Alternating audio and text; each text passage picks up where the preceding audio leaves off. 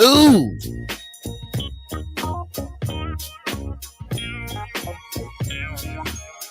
Yeah, I wish this was my phone.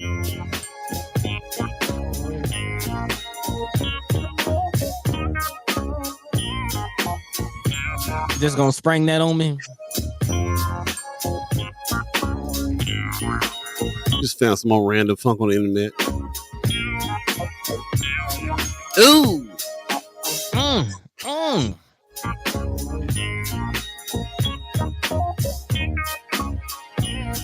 Wish I had an echo on right now. We back. We back. We back. You don't got the roadcaster? Yo, yo, yo, yo. Good morning, good morning, good morning, good morning, good morning. Welcome back, welcome back, welcome back. Hey, welcome back. What's going on, y'all? What's going on? I got to remember how to do stuff again here. It's muscle memory, muscle memory. What's going on, y'all? First Sky Omaha Radio, First Sky Omaha in the morning. In the morning. Oh, snap. Oh, yeah. Like riding a bike.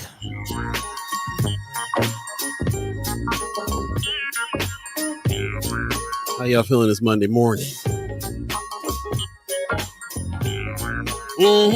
That's right. We're back. We're back. Season 5, First Sky Omaha Radio, First Sky Omaha in the morning. In the morning.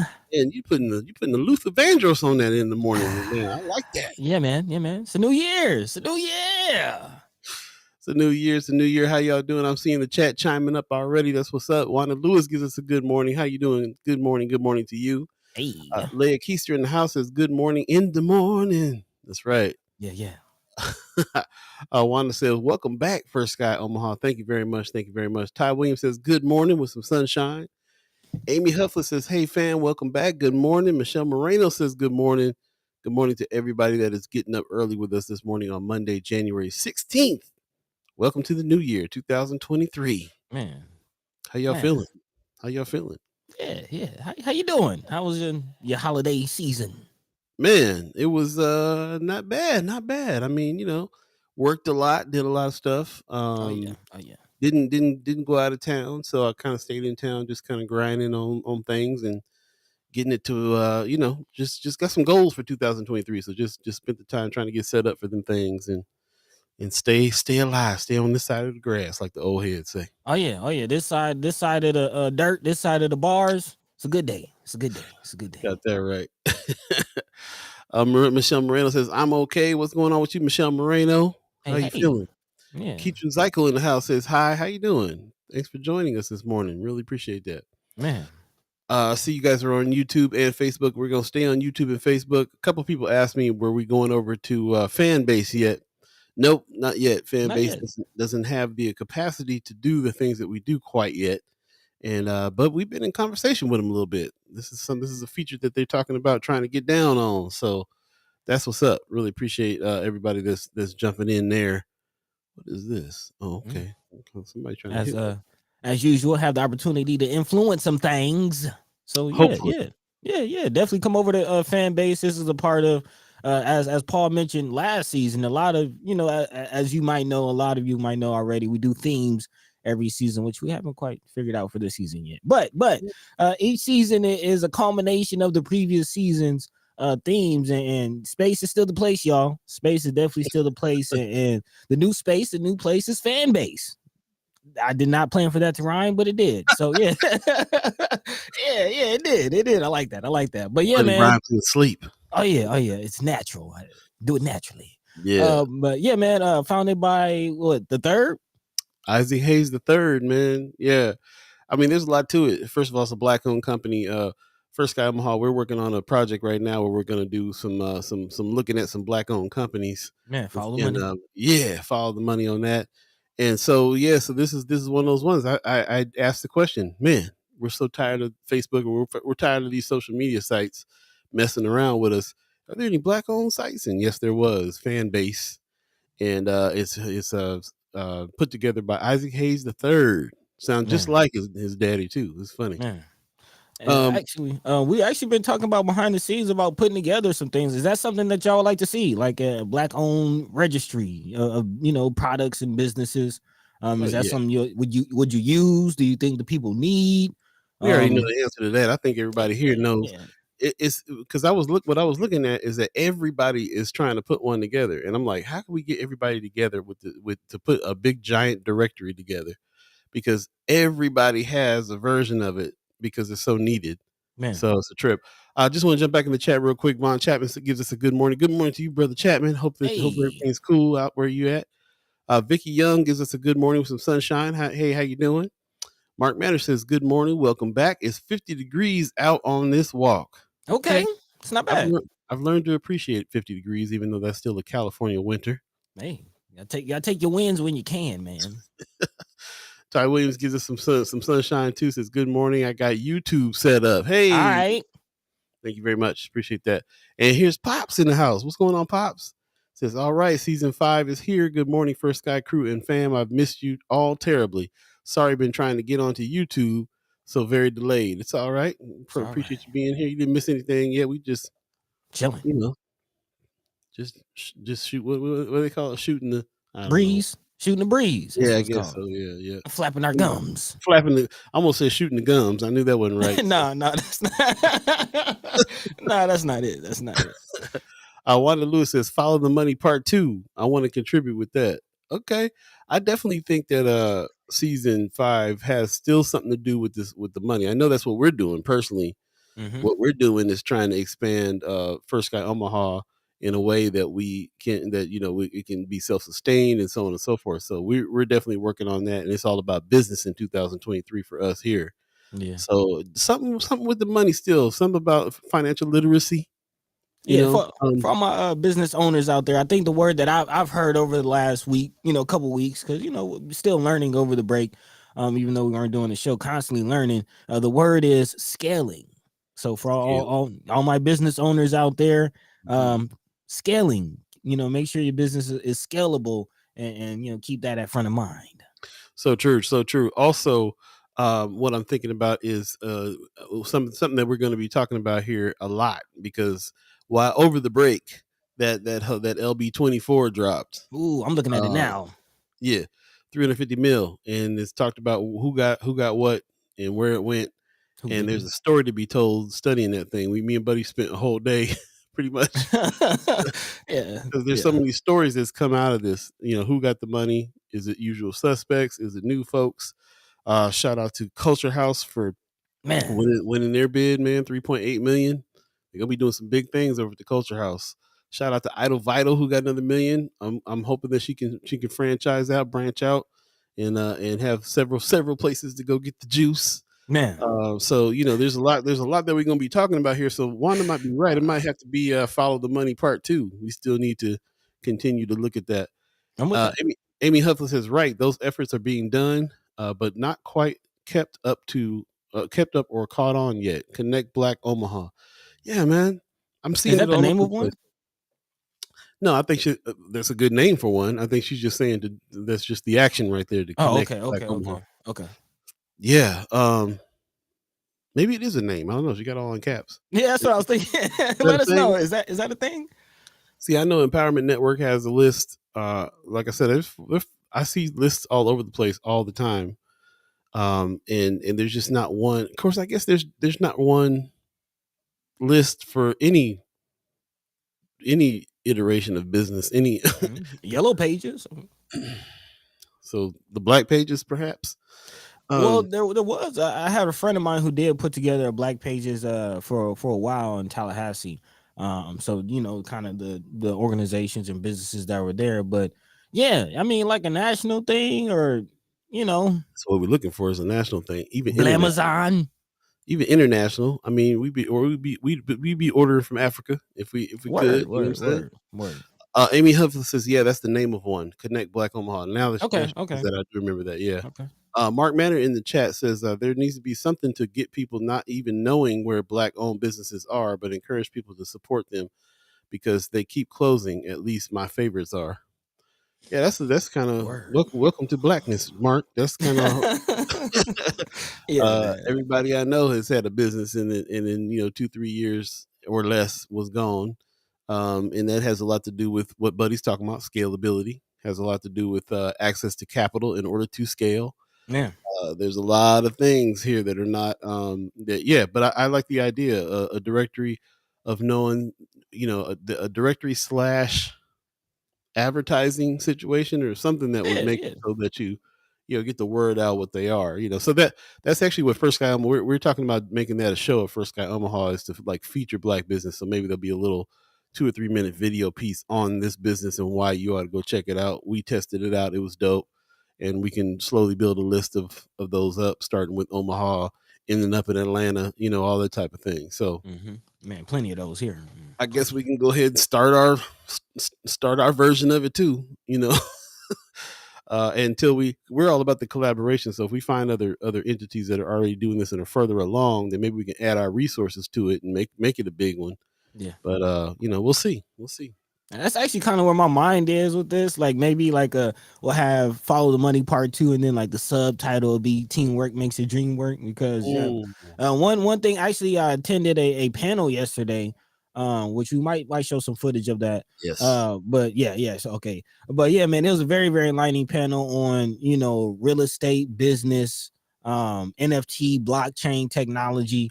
And that's definitely one of the things also that I took from that. One is they said nobody makes money by themselves. Anybody who's made a lot of money did not make that money by themselves. So teamwork definitely makes the dream work. And then two, talk about the future, man. Not just scalability, but how are you scaling in a digital space? Because I'm hearing a lot about AI coming up and the role that AI will play in business moving forward. I don't know if you've been seeing like the robot cashiers and the robot delivery, situations that's popping up around the nation.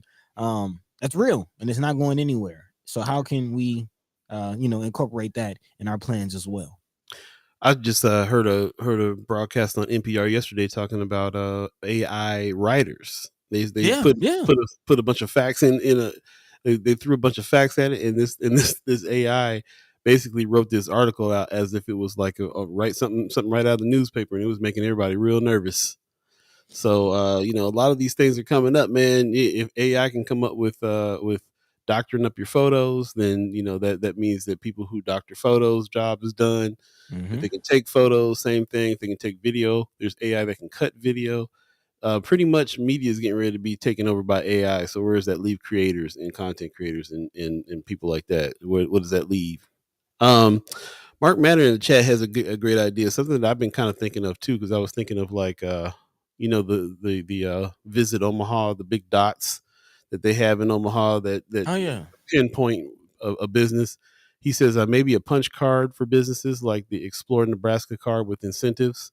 So yeah, so that's a way to get a list, get people who have black businesses knowing that you do this and want to get involved and come to you and say, how can I get down on this? Because they have an incentive to as well. So yeah, there's something that can be done for real.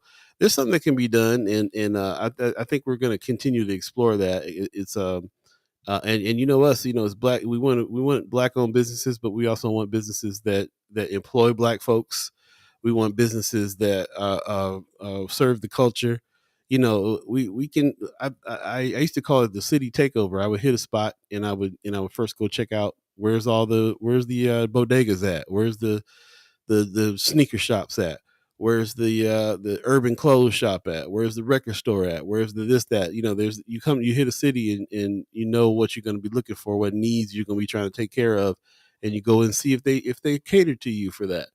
So I like that idea for several places, and you're right, buddy. Like soon when it'll be a full-time job by the time we're in Atlanta trying to do all that, Yeah. because I'm sure there's a black business on the left and right and the front and the back of you all the time. Everywhere, but not just that, man. Not just that. Like where I'm at, there's a lot of Korean businesses. Like they have like whole strip malls of just karaoke joints and Korean barbecue joints and markets. And man, it's a beautiful thing to see. Just how culturally people stick together. Again, teamwork makes the dream work. and just how that works and how that plays out, and how you take notes from that, pay attention, and you can replicate some things, man. So that's what we're all about. With that 7:15 right now. If you believe in the concept of time, let's go ahead and get this show on the road. Yes, sir. We just jump into the intro. We really don't have too much. We got some headlines, we got some things that we'll talk about, but we'll talk about after the intro, and we'll jump into it. But mostly we're just going to try to catch up with y'all.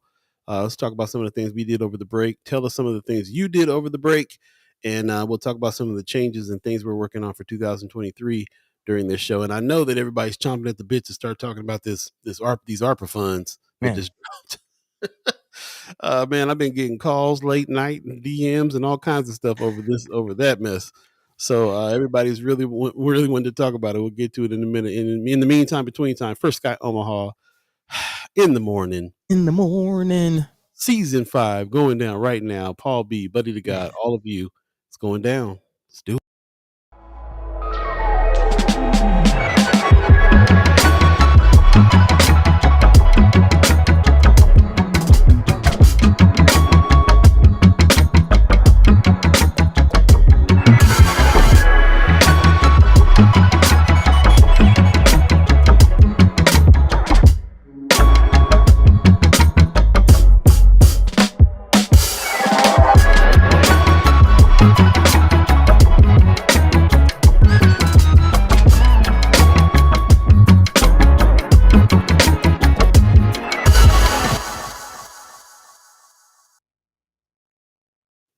What up? Good morning. Thanks for joining us. This is First Sky Omaha Radio. First Sky Omaha in the morning. Paul B, Buddy the God. We're back for season 5 with all of you, the chat chimers that have gotten up on this day off, Martin Luther King Jr. Day. Feeling like Kobe. Didn't know how many people was going to get up this morning. Rest in peace, Black Mamba, man. 5. Season 5, baby. Season 5. That 2 years snuck up on us, man. 2 years, and we didn't even have no party for it or nothing. So we're going on the 3rd year. We're gonna have a celebration. One of the things that we learned, by the way, we've been getting some fiscal advice, some business advice from Julian Young and Associates. If you guys don't know about Julian Young, definitely check him out, man. He basically helps you put a strategic plan together, and he does it in an affordable way that smaller Black businesses and stuff like that can afford to do. Put you on the right track of some things. But one of the tracks that he put us on is celebrate the wins. Don't overlook. You be grinding and stuff, and time just be passing you by. But that we wouldn't be where we're at. We wouldn't be able to do this for 2 years if it was not for all the work that we put in, all the effort that you guys put in, chat chimers, everybody who's made this show what it is. So yeah, we won't make that mistake again. We're gonna celebrate the wins. We're gonna make sure we get together this summer. We're already planning on some big things happening this summer so that we can all get together. So yeah, man. So from now on, it's gonna be a little bit of fanfare when we got a new season happening and all that good stuff. We're gonna work on that. In the chat, real quick, I just wanted to acknowledge. Let's see who was. Somebody said good morning. Marianne Williams said good morning this morning. Good morning, First Sky. I appreciate you very, very much. Thank you. Also, man, it's getting away from me here. Also, Amy. Let's see where we're at here. Mark Manor says. No, Wanda Lewis says we could rally a different business once a week to support. I like that a lot. Definitely like that. We could feature them on the show and then be like, let's get with them this week and make sure that we spend some of our dollars with that particular business. That's along the lines that we're talking about right there for sure. So in person, especially if they're an ongoing member of First Sky, yeah, that's kind of the membership situation that we're trying to build out. Will include businesses in that way too, so we can always support. We always are encouraging people to support a bunch of things all the time. We're kind of not just a discussion group, but I feel like we're an action group too. And I really appreciate all the chat chimers that go ahead and donate to some of the causes and go ahead and frequent some of the businesses and get subscriptions from the Reader and Flatwater Free Press and so on and so forth. Like that's what this is all about as well.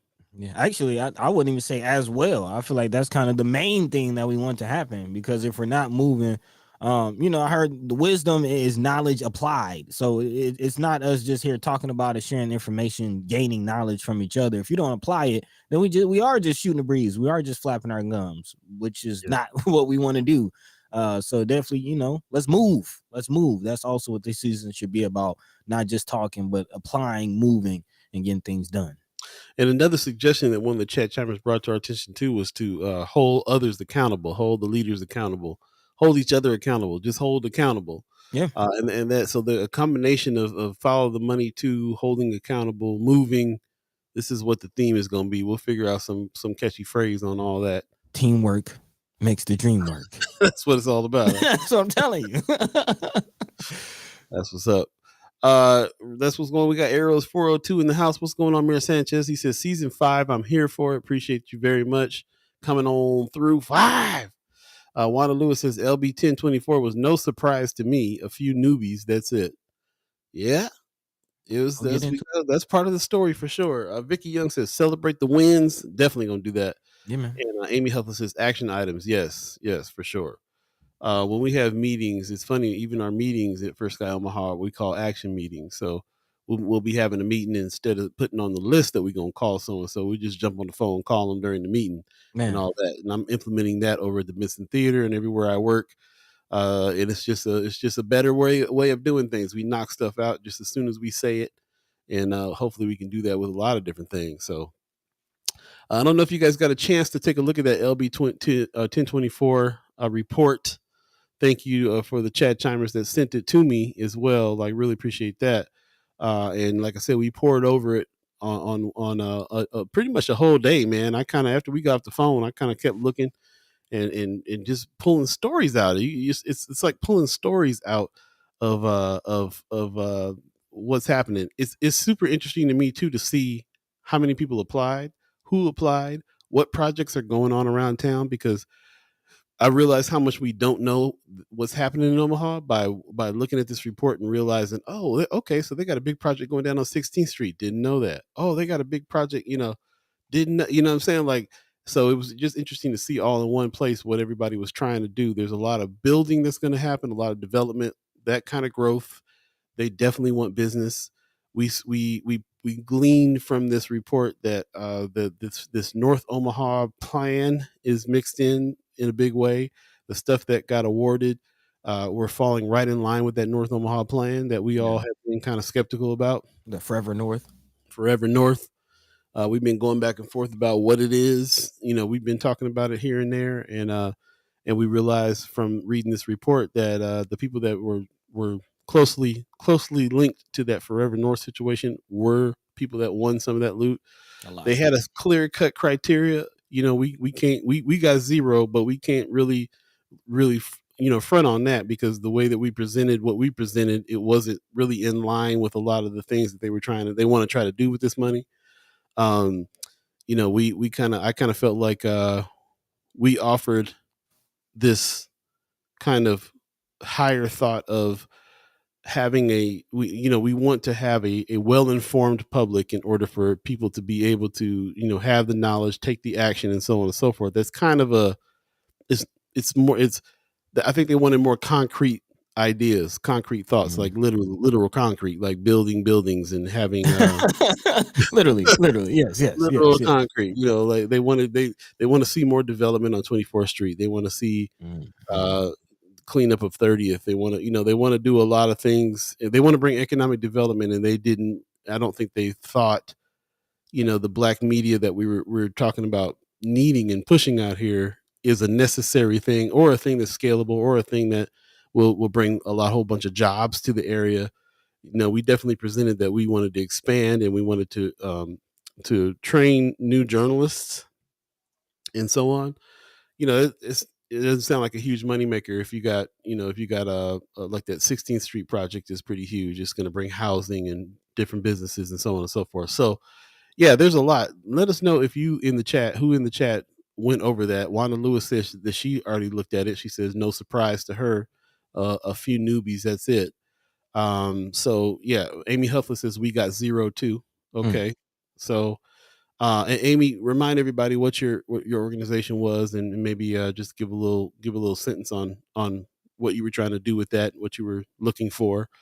Um, and anybody else that has been associated with any of these things. So I know that for us, it was kind of a last minute, like, well, listen, we've been talking to our chat chimers and everybody about what we ought to be doing with this money. And we know that we want to expand Black media. Let's just put something together real quick and see if we can get in there with that. So that's what we did, and we didn't get anything from it, but we were on the list. From what I understand, there's like some secondary things there that we'll talk to the senators. We'll definitely bring everybody back. As a matter of fact, we're trying to get Terrell McKinney on. There's a bunch of stuff that Senator Terrell McKinney, put some respect on his name, is into right now and is working on. Man. So bringing him and brother and Justin Wayne, put some respect on his name back as well to talk about some of these things and break down some of the things as well if they got time to do that. Wanda Lewis says, "You're too transparent. However, that's what we like about First Sky Omaha. Appreciate that. That's all. That's all we're here to do. Yeah, I mean, really got nothing to hide. Yeah, I mean, this is a discussion. This is a group.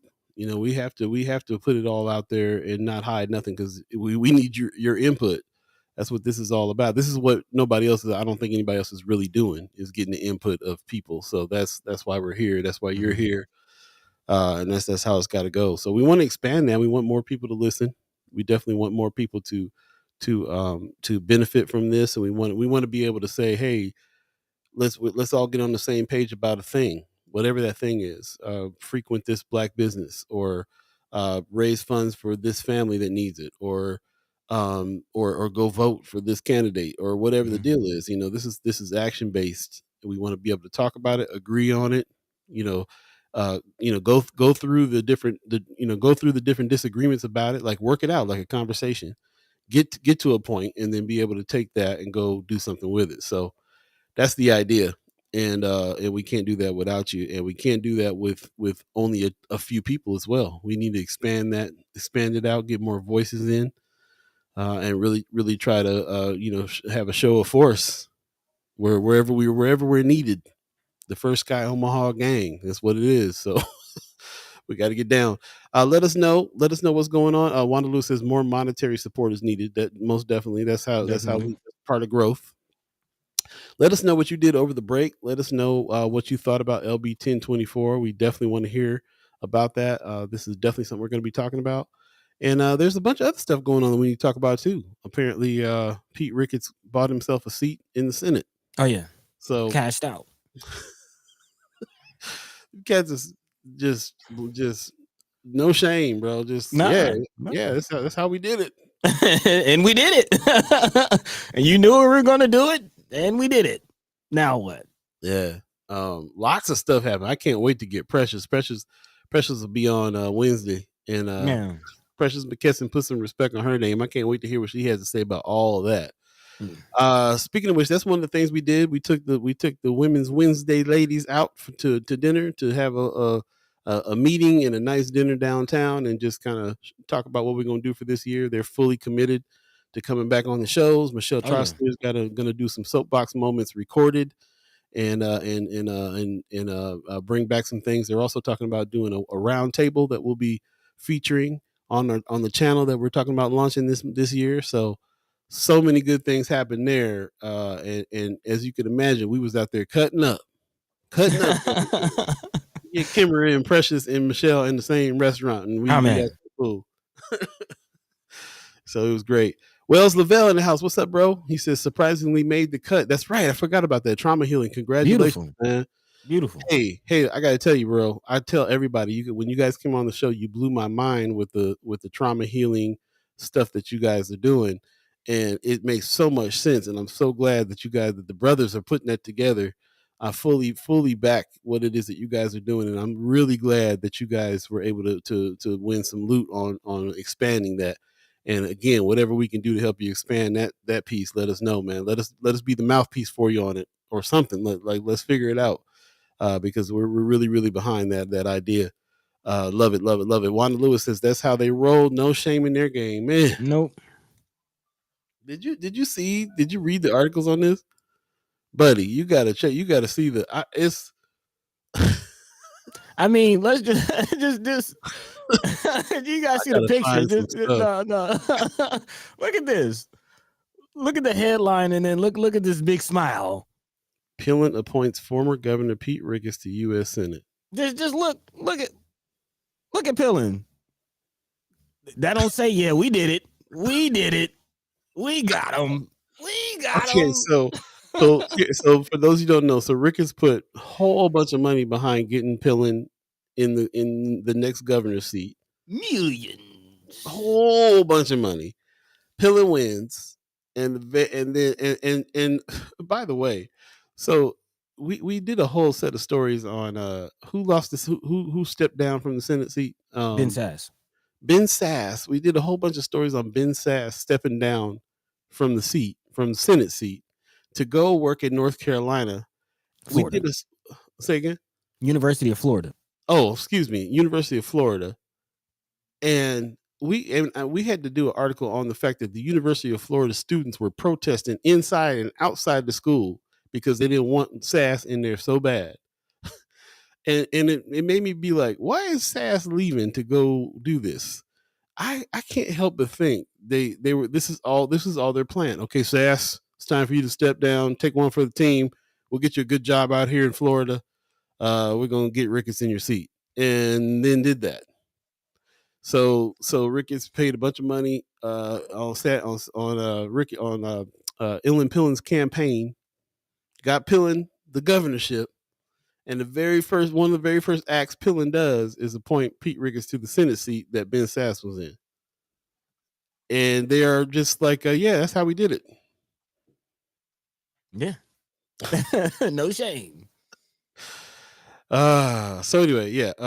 Give us your thoughts on that. This is something that we're in the next week or two we're gonna be definitely talking about. Like Wanda Lewis says, that's how they roll. No shame in their game. Amy Huffley's organization is Nebraska Urban Indian Health Coalition. She says, we wanted to do this city's first native food truck partner with MCC for their short order cook training, provides jobs to folks coming out of treatment. Sounds like something that we would be cool with for some ARPA funds. So I'm not sure why it didn't happen. I'll go back and see if I can decipher something from the report myself. Yeah. Wanda Lewis says Ricketts and his clickets. Hey, I like that. Amy Huff says we also applied to purchase land and build a Native American park with an Inipi sweat lodge, gardens, art, etc. Okay, I think I did read that. I think I that did would be read cool. that I remember proposal. that now. Yeah. There you go. Ariel's 402 says, please hit the like button on your way in or out. 163 subscribers to start season 5. Thank you very much for keeping track of that. And thank you for the 163 people who hit like. Another milestone that we missed that is the 100 subscribers milestone. So I saw somebody else celebrating. Thanks, man. We got 100. Matter of fact, it was AR Streets celebrated their 100th subscriber to YouTube, and I was like, how do we see? We just be having our head down and grinding and forget about these milestones. We got to celebrate the wins and recognize what they are, because can't do it without y'all. So there you go. Ariel's 402 says Ricketts put 100K. His family put 1.5 million in Pillen's campaign to make sure that he got the win. Oh yeah, definitely invested. I mean, deep pockets for this. They just buying stuff. Juan Lewis says they should have picked from those that ran against Sass for the Senate seat. They should have. There's a lot of stuff that could have happened there. First of all, I don't think, like I said, I think it was part of the plan. Why would Sass? I never got why Sass decided, I'm done with the Senate, I'm going to go run a school in Florida. I mean, it's like you said, it's all part of the plan. Like the good old party, the grand old party's script. Yeah, I mean, because look at who DeSantis, is that the governor of Florida? Yeah, no, I thought DeSantis was Arizona. No, I got mixed that's up. Florida. That's Florida. Yep, Ron DeSantis. Yep. Ron DeSantis. Yeah, like there's been plenty of times where Nebraska, Texas, and Florida have aligned on some ideologies and things like that. Yeah. I mean, it's and remember again how the colleges are playing a role. We've talked about some of the um, organizations that recruit up the ranks through colleges for Republicans. Remember, Pillin was a University of Nebraska regent before he became governor. That's true. Mark Manner says Ron DeSantis made the SAS thing happen. Been planned a long time. Okay. Yeah, and again, you got to know that DeSantis and not Pillin, but former governor now, I guess. Ricketts? Yeah, Ricketts. Couldn't think of his name, but yeah, you got to know Ricketts and DeSantis have talked as Republican governors. Yeah, there's some planning going on. Hey, somebody new, a name I haven't seen, Tuff Anderson, in the chat Hey, says when Ricketts' Senate is over, he'll come back and be governor again. Get ready. can he do that? That's a good question. I'd like to know. I mean, Because he's supposed to be term limited. true. I mean, that's the reason why he's leaving now, because he's term Right, limited. That's the only right. reason. Which is interesting, the timing, because I don't think his term is actually up till like February 21st, I want to say. So literally not skipping a beat. Yeah, we've learned over the last season how important the governorship is. It's Oh, yeah. actually the country is actually run by the governors. Like they got more power than the president in a whole bunch of different ways. So it's really interesting how many how tightly knit they make sure that they're gonna hand it off to the people that believe what they believe and do what they do. It's hard to imagine that we'll ever have anything but a Republican governor in Nebraska. Yeah, the best way to look at this country is each state is its own country, and they all formed a union. Each country decided to come together and form a union. But as we've seen with the secession of the South, they don't have to do that. Like if they want to break the union, if they want to go do their own thing and team up in a different way, they can. I mean, even to the point of seceding from the union, like you said. Exactly. Yeah. Wanda Lewis says they probably paid the school to accept SAS. Don't put anything past them. That's what I Man. mean. I feel like it was a master. I mean, it's a great plan if you're gonna look at it like a plan. Well, shout out to I want to say Amy Hutfless. Somebody dropped on the friends of about a move to take in the state of Nebraska to eliminate the education board. Yes. Yeah. I bring that up to say, having lived in Florida, having gone to school in Florida, it is very interesting to see how much control the governors has over the university systems of the state. Mm-hmm. My university is constantly shout out to FAMU, Florida A&M, constantly in debating, and several times were in jeopardy of losing their accreditation based on this, that, and the third. But it's always coming down like just a lot of scrutiny coming down from the governor. When the governor has an agenda, it's very hard. It's very hard, and we're kind of seeing that with CRT in our state. Again, it's not a small thing for us to remember that Pillin was a regent at the University of Nebraska. He was one of the main people going against CRT at the University of Nebraska. Yeah, as well as I believe some LGBT efforts that were put forth there. I think he stomped that out as well. Very interesting thing. I think I put in the headlines. I can't really find it now, but I think UNO did a study, and I think we got it from Friends of First Sky Omaha. Somebody posted it there, but UNO did a study about the racism and things that are happening here in this state. Really interesting to see the pushback between the universities and the politicians too. There's always some kind of fight going on, especially with UNL. They seem to be at the forefront of pointing out some things about what's going on here, and then get pushback and fights from the local government.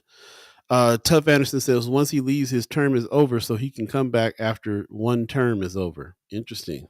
I'd like to look into that and see if I want to learn a little bit more about that one. Also, Marianne Williams says SAS will help DeSantis implement his white nationalist education policies without a fight. Yeah. Gonna be out there doing that. Mark Manner says he's probably angling for a position with DeSantis when Ron runs for president. That was probably the deal Ricketts made. Yeah, see, what kills me is that you can't put it past them, like Wanda Lewis said. Any of these things make sense when we're seeing how they move. Wanda Lewis says, as we seen and heard, the students were against the appointment of Sass, and their voices went unheard. Yeah, you're gonna protest Yeah. inside and outside the school for days. I believe there were some regents and some board members that protested it as well. And actually, yeah, there was a whole vote of non-confidence because Sass was the lone finalist out of like 700 applicants. I was That like, makes that makes no statistical sense. I was like, can you imagine? It's hard enough for a black man to get a job, and if you got the whole board rallying against you, you got every employee at the job is protesting outside about you being hired, and you still get the job. Let's be nice. Wanda Lewis says, as though the people don't matter anymore. However, we must continue to cast our votes when we're allowed to. Definitely. Yeah, we gotta do some more than that too, though, man. I don't know. Like, as you can see, sometimes that don't work. Got to do it, but there's got to be more to it too. I don't know what.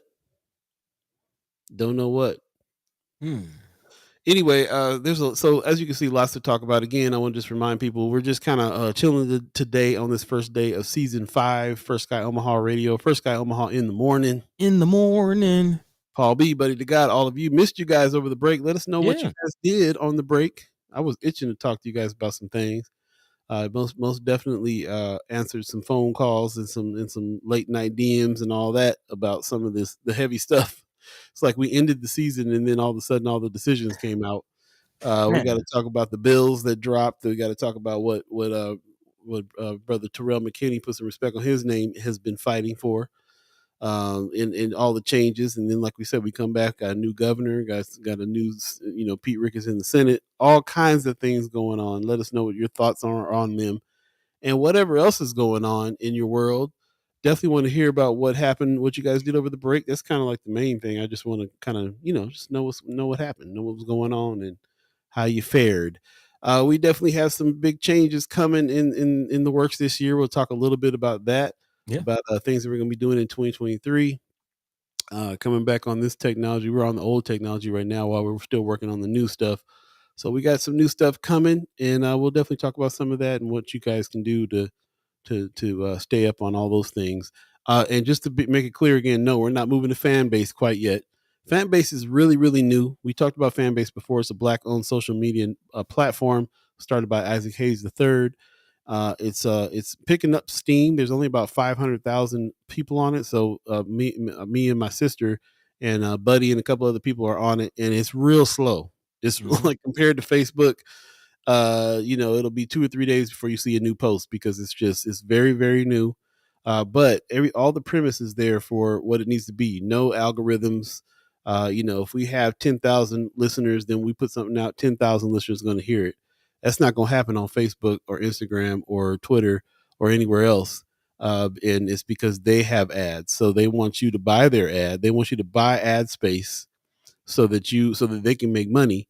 So it's not a platform anymore where you can just reach out to 10,000, 20,000 people. They lock it up.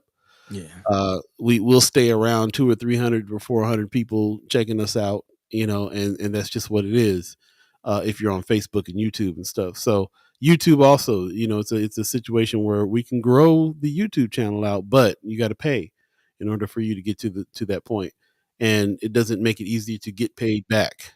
That's kind of the whole thing. So let's take a quick break. We got a special guest, surprise special guest in the house coming on through. So stay tuned. Again, we'll be right back. You're listening to First Sky Omaha Radio, First Sky Omaha in the morning. In the morning. All B, buddy to God, all of you chat timers, we back, y'all. Let's get busy. Stay tuned. We'll be right back.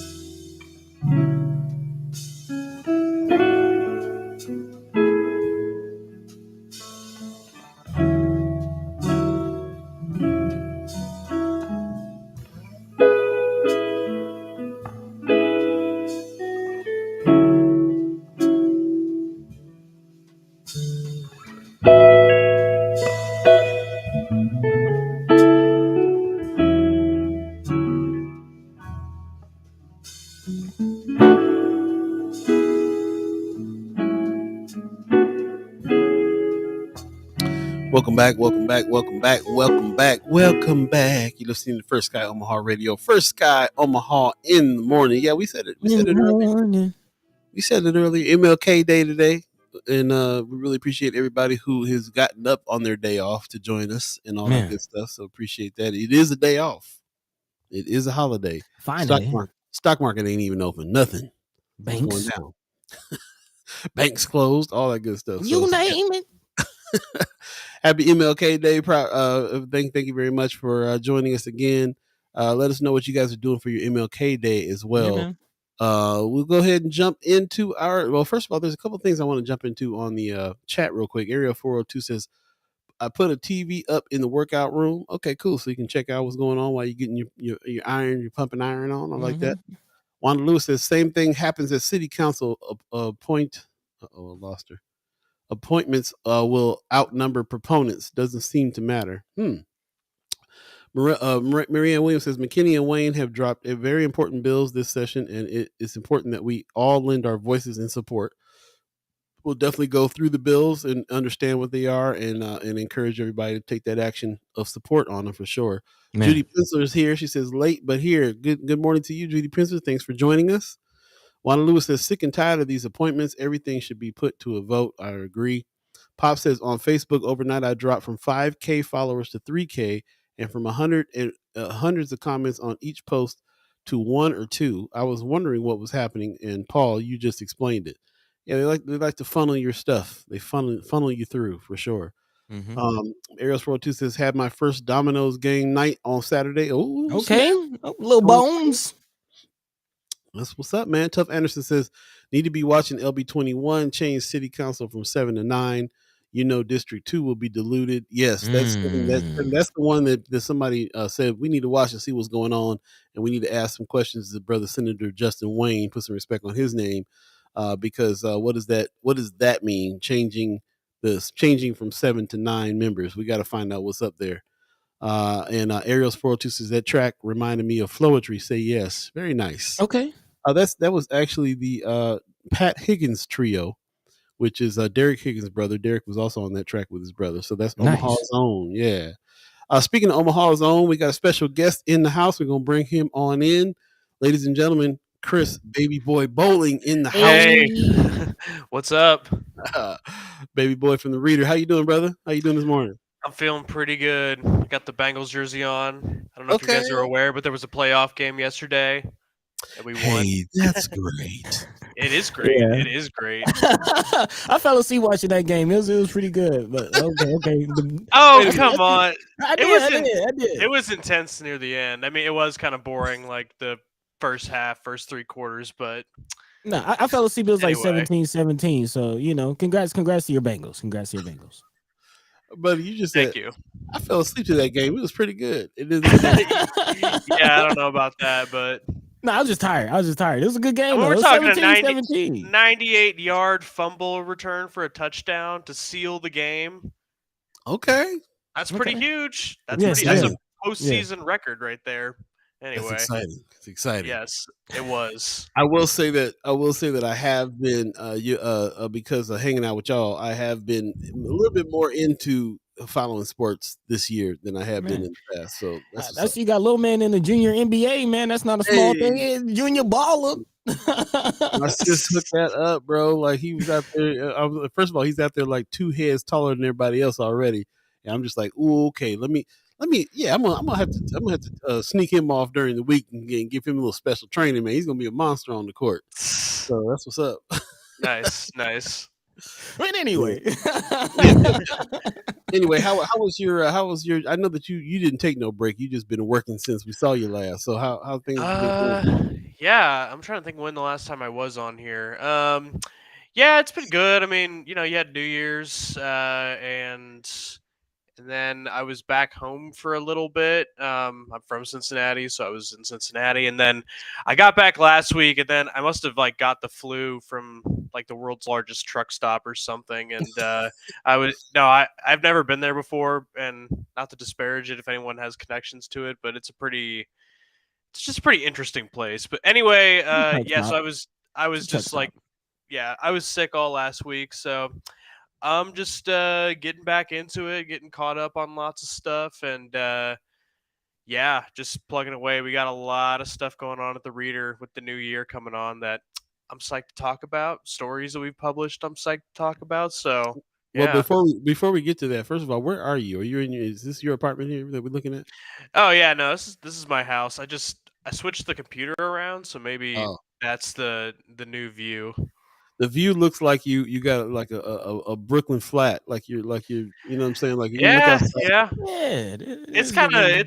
it's kind of older. I mean, it's John Heaston, our publisher's family's home that they built in like 1900s. So it's got Oh, some, Hmm. yeah, it's old. It's got some old bones to it, and yeah, we repainted it because John is great, but he's not one for like creature comforts, and so he just kind of like let there was like 4 or 5 layers of old wallpaper on these walls, and it was just, I mean, there was some really odd stuff going on. So we John's not a stripped. slumlord. Just got to put that out No, there. no, no, John's no, not a no. slumlord. He compensated me for all the work, but I definitely did not think it would be so much work. But yeah, you got Kate Bush over there. You got Johnny Marr. You got an Andy Warhol print. I You got think some it's the other I think it's the random stuff. radiator. It's the radiator right there too, and yeah, it just kind of reminds me of like sitting in Brooklyn somewhere on a third Yeah. story flat, third I story know. apartment. But Brooklyn in the that's middle of interesting Omaha. though. That's interesting because that's one thing we always talk about, and here's just another example of having a hookup to get a spot. You know what I mean? And Oh it's a yeah, real no, I thing. mean, I was living in Dundee at this really awesome apartment complex called Buckingham Manor, I think is what which is Yeah, just yeah, the yeah, Mm, yeah. Familiar. craziest name for an apartment that's complex. not But pretentious at all. no, no, but I mean, it was a pretty sweet apartment, and I think it was 950. It's weird because that was like 2019 was the last year I lived there, which is not long ago at all. But in terms of like how rent has changed, is like forever ago. But yeah, no, I was reaching out to a bunch of people to try to get a job, and well, not that many. I was really trying to get a job at the World Herald, and that just like wasn't working out. And once again, back then, like that was pretty much the only game in town for journalism. And then I hit up, or at least so I thought, and then I hit up John, and he was like, "Oh, well, yeah, I'll give you a job for sure. But I can't really pay you exactly what I'd like to pay you." He wasn't like gonna like pay me a bad amount of money. It was more money than I was making at my restaurant job by a lot, but he still didn't feel like it was fair. So he threw in the house as like an extra, and so you know, it's a pretty fair uh, rent. So that's nice. That's interesting, man. That just goes to show. I mean, it's telling the story of having to have a hookup to get some housing. Yep. Hmm. It's telling the story of journalism having to hook somebody up to get some journalism. Like like Get some Yeah, employees. Yeah. all the way yeah. around. We all got to have some angles around here just to get some work done, just to get done stuff. Yeah, I mean, it in many ways it's good. There's some ways in which I'm like, am I really getting like the better end of this? Because that house does have a lot of issues. Not a lot of issues, but like the pipes freeze every year, and that's always a problem. And there are mice and other issues along those lines. But yeah, no, It's a I mean, I 100 definitely year old feel house. I definitely feel very lucky. I mean, I'm very, very lucky to be able to do this work, to be in this situation, to know people like you guys, and I never would have thought that it would have I would have had this opportunity. Not to get really deep, but yeah, You it's cool. you wouldn't have lasted at World Herald. You tell too much truth. Yeah, maybe I don't know. I mean, I wasn't getting any calls back, so doesn't really matter anyway. You're like, But nah, he's a troublemaker. no, We don't. yeah. I mean, I'm very happy to be where I'm at. So it's We're happy to it, have you. yeah, the reader is the right place. Anyway, Yeah. Anyway, in the chat, Brooke says, "Hey there, welcome back. Thanks, Brooke. Appreciate you." Sean McCarthy also says, "Good morning. Great to have you back. Appreciate you coming back, brother McCarthy yourself." Also, Ariel's 402 says, "Glad someone on our side is getting the hookup." Man, Man. I hear you. I hear that. I hear that. So appreciate that. Appreciate you. continuing to fight the good fight. There's definitely an element of you fighting the good fight here. We're not, none of us are out here to try to get rich doing what we're doing, but we're trying to do something good for the For community. sure, That's what yeah. this is all about. Speaking of Mhm. which, what are the things that you have been digging into here? Articles you've been writing lately and stuff you got coming up. What you got going on? Well, yeah. So I just published the first story in my series about mental health and criminal justice. And yeah, I got interested in this topic. I've been working on this for a few months. I've talked to, I think when I last looked at it, around like 25 people.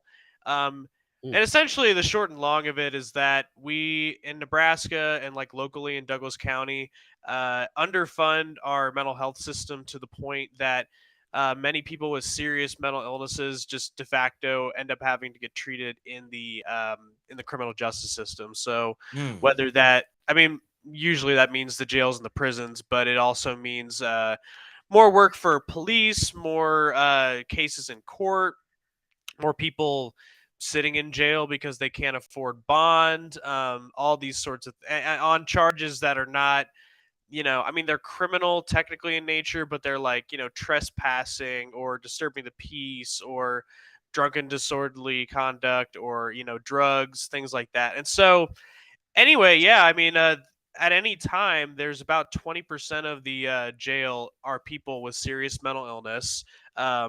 They stay about twice as long in jail as people without mental illness. They are much more likely to recidivate.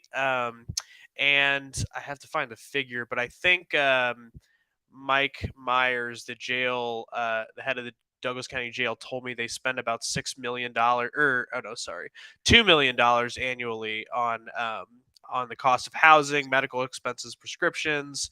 The cost at the prison is more, but trying to nail that down is a little bit more challenging. But yeah, it's just there's all these different factors that make it, it's costing us money. It's unfair to people who are dealing with serious mental illness. But then what I really wanted to dig into was a lot of the more human stories of it. So, a perfect example of what set me down this road was, I don't know if you guys remember or if people in the chat remember, but back in August of 2022, uh, there was this murder, double homicide, actually a couple blocks away from where I live, on 16th and Frederick Street, and yeah, it was a grandmother and a great grandmother who were murdered in their home, allegedly by their grandson and great grandson, and it was just really horrific. And the family was going on, KETV and talking to the World Herald and all this sort of stuff about, my our family member, like he struggled with mental health. Like we kept saying that like he needs help. We kept saying it, and he was involved with the system so many times, and they never really did anything. And we told him that, if you let him out and you don't get him help, this is what's going to happen. And it ended up happening. And so, and they were like, the whole system needs to change. And like that's a powerful story on its own. But I was like, okay, yeah, but like, what were the things, the pieces of the system that like could have prevented this from happening, and like what is his family's kind of real story? And so that was where I actually started off with this first story, was talking to his grandmother, the one who uh, did not die. And yeah, it's their story was just crazy. Like Wow. she spent her whole life. Her name is Mary. I mean, you can read about it in the story, but her name is Mary Angus, and she has spent like her whole life advocating for mental health and for better, conditions for people with mental illness, and saying a lot of the things of like, we need more funding, we need more, mental health workers, like all this stuff.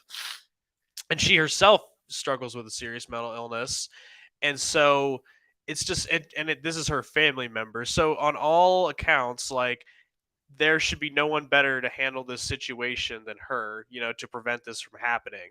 And yet the way the system is set up is so that, there she just really was as powerless as anybody else. And so it's Wow. a serious problem. And yeah, this is the first part of the series, and I'm planning on I think 4 or 5 stories, but yeah, it's been quite a undertaking. So Is this still part of the Disinvested series? yeah. So I mean, it's a little bit different because with Disinvested, we mostly talk about equity things. With this, it was a little bit harder to. I mean, there's just so many different facets of this. Mm-hmm, So, mm-hmm. but it is still disinvested because we're looking at. I mean, I didn't put it in this story, but in the next story that I am about to put out, like one of the things about this, and I guess I'll try to make this quick, but like, uh, when so we used to with mental health we used to have state-run hospitals, like One Flew Over the Cuckoo's Nest, like kind of stuff, like everybody knows about that. But in 2004 Nebraska moved away from that because of a Supreme Court case that said essentially you can't do that. So you were supposed to move toward community-based services, so uh, therapy, like psychiatric services, like that are in the community, places where you don't have to be like in an institution anyway. When they did that, the state asked all the local mental health providers to say how much they think it would cost for us to make that transition. The state said that they needed an extra about $30 million to expand their services, and then the state gave them 15. Like Mm. where we're at, uh, they had got about 30% or 38% of what they had asked for. So anyway, it's just kind of like they've been operating from a deficit ever since, and the so essentially, yeah, we've disinvested from, um, you know, this healthcare for these people who really need it, and it's causing a undue burden on our criminal justice system. So, yeah. Yeah, when you first said that they they're getting treatment from the criminal justice system, I was like, that's a weird phrase, Mm-hmm. because Yeah. we all know that they're not getting any treatment inside. Well, That's it depends. I mean, what I will say from doing this series, I have been pretty impressed with the jail. I mean, they like Mike Myers will once again the head of the jail. He's very upfront and clear. Like the jail is not the place these people, like people with serious mental illness, should be coming. We are not built to treat people. I mean, the way that a provider has to talk to somebody right now is they have to like open a little like hole in the door and yeah, that's what talk I'm to each saying. other through that. Yeah, and so I mean they do the best that they can. No, they're not doing any treatment there. We can't just because they're acknowledging they are not the facility for that. I mean, we can give them credit for acknowledging it, but they still are not the facility for that and can't really even do much. Right. Well, the You know. reason I brought that up is because I would want to contrast that with the prison, which is I haven't really gotten a whole lot of transparency from the Mm. prison on anything. And when I asked them, and this will be in not maybe not the next story, but the next story after that, but like, what? How do you guys know people are getting better? And they basically just kind of were like, well, we don't really have like a stat, and We so don't. Yeah, yeah. So I mean, no matrix at yeah, all. the jail is not the place to be doing this. But I will say that the amount of transparency, the amount of stuff they're trying to do. I mean, the jail recognized this was such an issue and that no one else was really solving it. They hired Mike Myers, who is a licensed mental health practitioner, which is very unusual for a jail. So Mm. Mm. it's I don't know. It's just I And guess maybe comparatively they seem a lot better, but it is yeah, I don't know. Anyway, it's still the lesser of two evils. But when you say yeah. the jail, you're referring to the county facility down on like Farnham, correct? Yeah, I think it's on. Is it on Harney? Harney, yeah, I think it is Harney actually. Yeah. Okay, just wanted to clarify that. So you're talking about that facility versus like Tecumseh, like actual prisons. Oh Um, yeah, no, I mean, yeah, no. yeah, I'm talking the county jail versus the state prison. right. And I'm asking. Also, I'm thinking, where does, because we do know that there are in some way, shape, or form, there is an investment coming because there's at least 3 facilities, mental health facilities, that are being built. And Yeah. where does that factor in? And then also, did you look at or even consider the police? What is it? the organization that the police are using to dispatch mental health providers on calls. Well, there's the mental health co-responder program, Yeah, and I'm trying then to think of the name of yeah, it. yeah, there's that. I mean, there's also. Are you thinking about Cahoots, like the thing that Yes, was out in cahoots, Oregon? cahoots. Yeah, yeah. Well, hey, real quick before I talk about that, Amy H in the chat, not to steal your guys' role, but she said that she's, people have been waiting for years to see a therapist in prison. Yes, definitely. And Amy, if you want to email me, my email is Chris at thereader.com. I would really love to hear from those people. Because yes, that is a huge issue. And once again, Yeah, prison versus let me jail. go But back. Let me go back to Amy's comments. He's on YouTube, and so Facebook can't see. oh, Amy's comment says they're not doing the best they can. I've heard from folks who have been in prison who said they waited years before seeing a therapist for the first time. Yeah, that I would definitely say that's a good resource if you can find somebody. Chris, definitely connect with her on that, because that's like we want to hear Yeah. from those people for sure. And anybody else yeah, who has who's in the jail system doing work, it would be good to check up on them. I'm thinking about that right now because First Sky Omaha is going to be doing a documentary with Metropolitan Community Colleges, the reentry program, and we're going to be talking to a lot of people that are coming back in or didn't make it, and they're going to be still in jail, didn't make the program, or the recidivism we talk about, people going back to jail. And it's now it's on my mind. If I'm going to be in there, I'm definitely going to check around and let's ask about what's going on with the mental health facility inside there, the mental health of the patients, the people that are trying to come out, what support they have. Very interesting stuff for sure. yeah. Well, anyway, to get back to your question though about so yeah, the county has $55 million left over of pandemic relief money that they have to allocate by the end of next year, and they have to spend by the year after that. And from what I understand, a majority of that, if not all of that, will likely go to building a new mental health facility, new county mental health facility. Um, and they've done some preliminary studies to say some of the options for what they could build, but what they basically want in it is more beds. So beds are essentially like space for people who are in crisis, and the capacity for like the staffing that would needed to watch over these beds and things like that. And then uh, essentially a place to bring people other than the jail to receive mental health treatment. I mean, Right. without more radical changes to the system, I don't think that it means that people are going to be here instead of the jail. I mean, it might be that, or at least the bulk of them. Because, like, right now, and this also isn't in this current story, but it's in the next story. So I guess a little bit of a sneak preview. But, like, one of the big reasons that the jail has become the biggest mental health facility in the county is that, let's see, where is this? Oh, here it is that um, so at any given point, there are 129 psychiatric inpatient beds in Cass, Dodge, Douglas, Sarpy, and Washington counties. 129. But because of staffing shortages, they can't even fully staff all those beds. So, like, when I asked for this data, they told me the actual number of available beds is 92.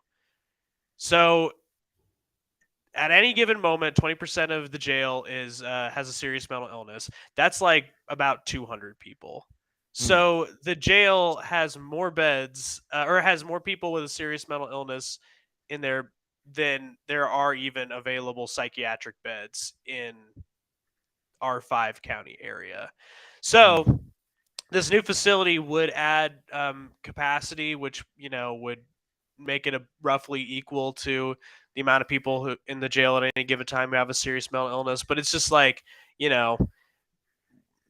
you're talking about. I mean, there's people that are going to need to get services here that aren't just people in the criminal justice system. I mean, there's a Exactly. lot of need, and so yeah, I don't Yeah. know. And then you asked, or Lem sorry. Yeah, let me go ahead and jump into the chat a little bit here. It's 8:10 right now, if you believe in the concept of time. Sean McCarthy earlier said Newsweek recently did a devastating story about a mentally disabled person who died in police custody from starvation. He spent a year in jail because he couldn't afford $100 for bail. There's a lot of talk right now about the bail system and how messed up that bail system is, and how it really hurts people of color, people who are financially unstable. Human trafficking. Yeah, man. Basically, that's what it is. Human trafficking. It's what Also, it is. Not basically, it's what it is. got it. Also, Ariel's 402 says Doane University in Crete is remodeling to house people in transition from treatment jail to finding a home. Yep. So that's also a very interesting thing to look into too. How many organizations? How much money is going towards that? Some halfway houses type situations. Marianne Williams says in a Nellage, Nebraska legislation. Thank you. Hearing this summer, I could not get that word out. It was discussed that programming doesn't start in corrections until the end of a prison sentence. Yep. Wow, now that's heavy. That's really heavy. No, and they open. I mean, they admit that, and they say it's because research shows that's the time when it will make the most impact and have the highest success for reentry, which may be true, but it's like, why? But people have to wait years and years to get programming and help. And I mean, the transparency of the prisons and the lack of like data there is pretty wild, or at least data that's available to me is wild. Right. I mean, we don't even know if our programming inside the prisons is successful or not, like empirically. And so they're about to contract with the UNO to do like a complete audit of their programming and all that stuff. And anyway, we'll see how that goes. There you go. Keatron Cycle is asking the question: did they approve the facility that will be for both the public and incarcerated people? Also, while you think about that question, Marianne Williams says, what I took away from the committee hearing is that there's a barrier to parole because inmates are not receiving required programming until the end of their sentences. So this messes with their parole as well. That's interesting. Yeah, it's just a huge bottleneck on the whole system. And I mean, there's part of it is also there's just not enough resources to provide all the programming to all the people who need it. And so there's a lot. I mean, I tried to get data on like the wait times for all the programming, how many people had completed them, all that sort of stuff. And they told me that would cost like $5,000 and take 100 some hours, which, oh yeah, I remember that. If I had more money, then it wouldn't be a problem, but I don't, so it is what it is. It's interesting. But yeah, to Kitron's question, so yeah, that's the facility that I'm talking about. It is not as far as I know, like they're still just kind of debating it, and it's not even. I mean, it's likely they're going to go down the path that I kind of described, but there's also a lot of different things where it's like, some people are like, we need more long-term care. Like, I don't want someone to, be going away for a couple days. This person needs to be under treatment for months, if not longer. But that gets really sticky because of the way laws are set up, that you always have to try to find the least restrictive type of care for someone. And so while that might be what families want, I guess you would say the burden of proof that you would need to get someone to that level of care is like pretty high, and it's just not very popular to fund, and it's a whole thing. But and there's also a question of like where they're going to put it. Like, if it's truly to help the jail, you'd expect them to put it close to the jail, but then people say they don't want mental health being criminalized. They want it further away from the jail, but mental health is already kind of being criminalized. So what do you do there? Yeah, I don't see the proximity of the facility next to the jail having anything to do with whether or not they criminalize it. I mean, I agree with Chris's notion. It's already criminalized. Like going to Keatron's question, it's sounding like a lot of this facility, you have to break a law to even get considered for this facility. Like most of these beds are going to go towards people who are already in jail, already facing charges, or have already broken the law, already in the criminal system. What about my cousin who's schizophrenic, who hasn't broken the law, but he needs help? So where do the regular people just go in to admit, or get service and help for just their family members. Well, themselves. as far as this facility, like 70 of the beds, this was from their like first phase study, but 70 of the beds were supposed to go toward the jail, and 20 beds were supposed to go toward the community. Which is, I mean, hey, that's more than double what they currently have at the community mental health center. They currently have 16. No, I know. I mean, I'm kind of like, being facetious, but like it's just no, I know that's what's crazy about it is that you think like, wow, that must not be like that many more, but it's actually like a huge increase because of like just the way that our mental health system is set up. But yeah, I mean, but to your other question, I mean, like, I do want to say, like, the mental health system is bigger than just the jail. Like, there are different places you can go. I mean, there's Lasting Hope, which is run by CHI. There's Community Alliance, which is its own thing. If you're having an emergency, you can call 911. You can go to the emergency room at UNMC, Methodist, all this other stuff. I mean, I know it. Yeah, I mean, and I mean, and there's a whole system and a chain of command to try to like set you up with care. And there's a lot of, I mean, like I said, I've talked to a lot of people. Like, there's a lot of really, really good people that are doing this. People that have been doing it for decades and decades and decades. The problem is just becomes not enough resources, not enough money, not enough people. So that's where you get problems where, like, it's not like somebody like in the stories that I tell, it's not like somebody just started having mental health problems and then they immediately went to jail. It's not like that. They might have had a problem and then the family's trying to work on it and then something else goes wrong. It's just like I'm calling the series like the downward spiral because that's just what it is for a lot of these people. Like, it's something you can't stop. We look forward to looking. I'm putting that link in the chat right now. The Downward Spiral article. Definitely check that out. Look forward to seeing more articles on this. It's definitely a subject that we can continue to talk about. There's a lot to it. So I appreciate you taking the time to break down in this series of articles so completely, like what's really happening, what's really going on. That the completeness of us being able to see this whole picture will give us some kind of direction on like where to go, what to do, how to help, type of situation. So definitely appreciate that.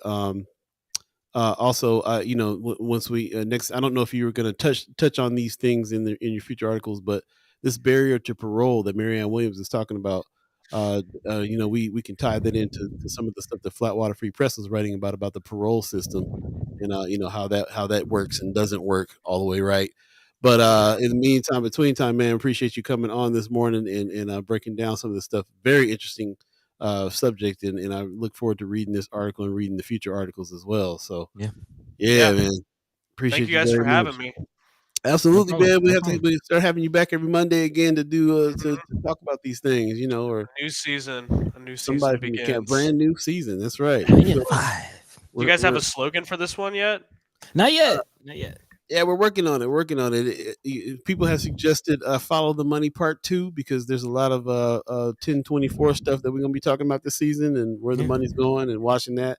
Other chat chimers have suggested holding people accountable, holding everyone accountable, holding each other accountable. Ourselves, the politicians, holding accountable is one of them. Buddy is leaning. Buddy likes teamwork makes the dream work. Kind of encompasses everything that happens that we're talking about, that we're trying to do. Because we're also talking about taking action on some of these conversations that we have. So we have these conversations, we get to a point of figuring out what to do, and then take action on things. So could encompass all those with DreamWorks teamwork. What is it? Dreamwork makes the teamwork makes the dream work. I was just thinking, what about for Sky Omaha? Bust it down. Bust it down. Yeah. Although I think that might have you can go some directions with that. Yeah, I'm thinking, go every direction with that. Or break it down. Yeah, well, that's definitely what we're trying to do. Hey, first guy, break it down, build it back up. Ooh, buddy, baby boy, I'm glad you got some black friends. That's what's up. Bust it down, baby. Hey, we're gonna take a quick break and come back. Chris Bowling. Hey, Chris Bowling, man, from the Reader. Join the Reader, man. Get your Reader subscription going on so you can get first dibs on some of these things. Definitely. Check out what Chris Baby Boy Bowling be talking about. Telling the truth, the whole truth, nothing but the truth in the Reader. Hey. Appreciate you, man. Yep, Thank you thanks very for much having me on. Absolutely, man. We'll talk soon. Peace. We'll be right back. Stay tuned. Later. For Sky Omaha in the morning. For Sky in the Omaha. morning. Hall B, buddy to God. All of you, stay tuned. We'll be right back, y'all. Yeah.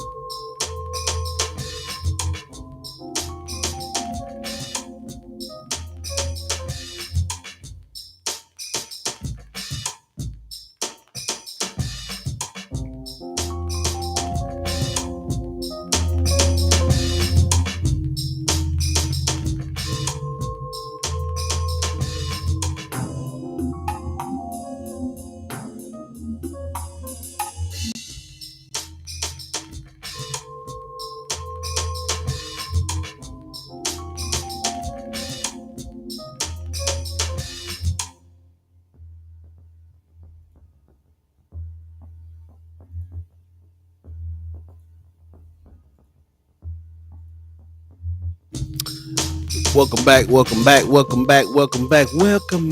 listening to First Sky Omaha Radio. First Sky Omaha in the morning. We are back. Season 5 right now, man. Hey, 1, 2, 3, 4, 5. 4 fifths going down. Ladies and gentlemen, thank you very much for joining us. Really appreciate everybody that's jumped into the chat. Brooke talked about earlier that we ought to be broadcasting on Fanbase. We reached out to Fanbase to try to get that going. They don't support the programs we use quite yet, but we are in conversations with them to be able to broadcast over there as well. We already talked about Fanbase earlier today. We were saying about how slow it is right now because there's only so many people on it. It seems real dead. You go on there, you see the same post that you saw like 2 days ago because it's just not rolling in. But now's the time. Now's the time to jump on. Most definitely. Also, they're talking about Zane. Pop's already called him Zane Jordan. My little man is playing for the junior NBA now. Man, he's on the Bulls. So, boom, he's ready to go. Oh, hey! Ready to go. The dude, junior NBA. And apparently, he's already bragging he can dunk. He made 2 shots, and now you're talking about he can dunk. Hey, yeah, man. So that's what's up, man. We there was an article a couple years ago about how the junior NBA was going to be coming to Omaha. Omaha was one of the states that got or cities that got picked. So I forgot all about it, and then Sis hit me up like, "Yeah, he's in," and I was like, "Oh man!" So I forgot. Yeah, junior NBA in Omaha, Nebraska. That's a huge thing in the first place. Yeah. That's going on here. So it's really interesting to see, man. 5 and 6 year olds that just there was so much double dribbling going on that floor last night, boy. They think they're playing a hybrid of football and basketball out there. They just take it and roll and run. It's interesting. So it's interesting to see, and then it's really funny to see like the 5-year-olds that obviously been playing since they was 1. They out there putting flair on the shot. They out there juking cats and that. It's a thing, man. It's a thing. Shout out to the youngsters. Yeah, man. So very, very funny, very funny. Ariel's 402 says season 5, no time for the jive. I like that. I like that. I got a funk band called Mother Mia Jive Connection, so I'm partial to that. I like that. No time for the jive. I like it a lot. Brooke said the junior NBA only selected 11 cities. So yeah, put Omaha on the map there. That's what's up, man. Appreciate that very much. Jumping back into some of the things that Chris Bowling was talking about, man, because this is a huge subject that I know that we're all into. This is a problem all over the country. But from my personal experience, Big problem in Omaha. We still, I still know families that got the crazy uncle in the basement style out here. So and that's the and it's not like that in other places of the country that I've lived in. So a lot of mental illness going on out here, and not a lot of treatment for the mental illness going on out here. Definitely situations where they get in and get over medicated sometimes. Even people in my family have been put in institutions that over medicated them, jacked them up, put them in jail. All kinds of weird stuff, man. Like stuff that just ain't gonna help, especially people of color. Especially there's really no resources that really are in particularly dealing with that with issues from people with black folks in general that have all of this what are they called internal this is Comorbidities is what they call them. no not comorbidities. I'm talking about black folks that have uh, that are still suffering from slavery. We have it in our genes. We have it's been passed down. Mm-hmm. Yeah. So there's very special kinds of trauma that we have to try to deal with on top of if you have mental health issues, and there's really nothing out there to help that. Wanda Lewis says mental health is an ongoing problem throughout the community as well, with the disadvantaged seniors, etc. Imagine being eaten alive from bed bug infestations like the people who reside in most of the towers in North and South Omaha. No one wants to address this issue. They evicted tenants from Legacy Crossing and other living spaces. Why not those that are owned by and managed by OHA, which is an entity of the city of Omaha? Are they exempt? Lead by example while they're forcing regulations on others. Is that what affordable and low income housing looks like? Maybe the ACLU needs to get involved since the police is being called on journalists trying to cover the story. Does anyone have suggestions? So much to unpack from that. Man, So much to unpack. First of all, I'll start with first Sky Omaha got hit up by Miss Juanita Johnson, puts respect on her name, to come and cover a press conference that she was doing. Unfortunately, we could not make that, but she was doing a press conference on some problems that was happening in the towers. It had to do with the water situation. They were apparently not getting water to the major parts of the building. There was some problems with the water there, and that she was going to address that. She needed to address that. And as we talked about it, there's also this bed bug problem going on right now too. I think that maybe I need to go ahead and tackle one and then come back and tackle the next one and not dilute the message of the first one. So she was trying to navigate how all the problems that's going on in the tower. She's trying to navigate how to address these things, how to bring these things up. Doesn't She did not want the press, the mainstream press, to twist what it was that she was talking about, which is why she was asking certain members of the black press to come in and cover and talk about these things. We'll definitely have her on to be able to have a more extensive conversation about this. But that's another one of these late night texts and stuff I've been getting from people who are concerned about their families in the towers getting eaten by bed bugs, can't do anything about it, and not having any water and all the issues that are going on. So, and we know there's a lot of seniors and a lot of people with mental health issues that live in the towers as well, by the way. And we know that for a fact because we've had a lot to do with the towers over the years. So they're talking about we went through this whole thing of them evicting people from Legacy Crossing because of the conditions, bed bugs being one of the conditions.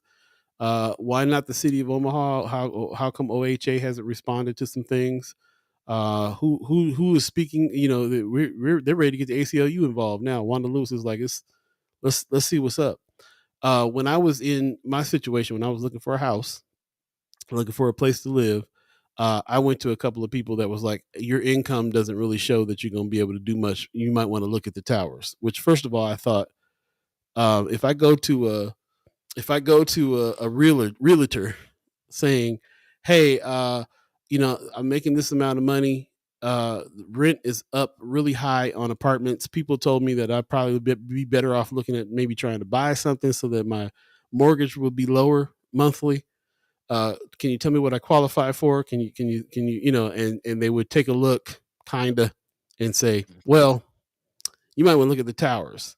Now, I wasn't making a whole bunch of money, but I know I was making a little bit more money than that. So so that's one part of the conversation. The other part of the conversation is you directing people to the towers, and I'm thinking to myself, like, what we know all these problems with the towers. We know everything. Realtors directing black folks to the towers just automatically. That's what it felt like. Felt like just automatically, like, nah, you need to go live in the towers. Like it's Okay. just a default. I had a conversation with one realtor that was like, well, if you make $300 or $400, then you'll be above this threshold of blah blah blah.